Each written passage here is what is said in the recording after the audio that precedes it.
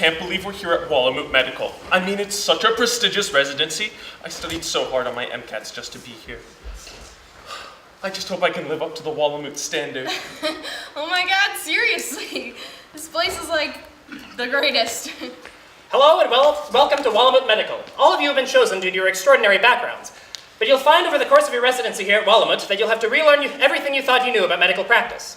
Now, let's jump right into it, shall we? Suppose you've been called in for a routine coronary artery bypass surgery. Yes, Miss, Charlene, sir, and if this surgery is routine, I would begin with an incision along the sternum and then begin to examine the heart. If there are any signs... wasn't finished, Charlene. You see, you've been assigned a co-surgeon to find out that he is your late ex-boyfriend. Excuse me, what does that have to do with anything, sir? Charlene, a surgical procedure is a delicate act. A single missing thing can lead to a patient's death. You want to remind him that you are no longer in a relationship and that you are no longer interested in him. For real?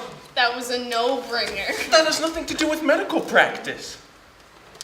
I would never combine my work and my social life in such an irresponsible manner.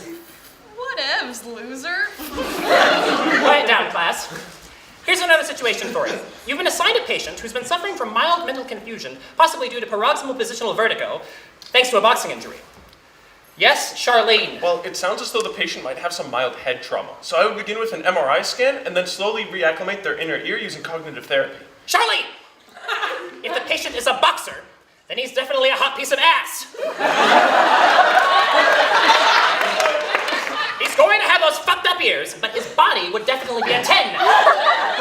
Clearly you're not taking this entire scenario into account. Does anyone else have an alternative approach? I'd fuck him.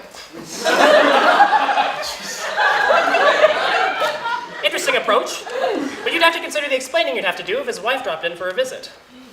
Are you for real? Where did you even go to medical school? I didn't. My daddy's just on the board of Walmart. Dr. Gibson! That is completely unethical. I would never engage in any sort of relationship with my patients. Charlie, I think you'll find that over your course of the residency here at Wallamoot Medical, you'll be spending more time in the hospital than out of it.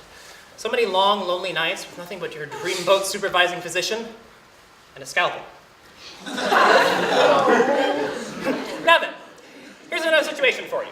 You've been assigned an emergency care patient who's been placed into an induced coma for operation. Jacob, the nurse in the operating room, has been sleeping with Patricia, who's been making moves on Andrew, the new resident surgeon.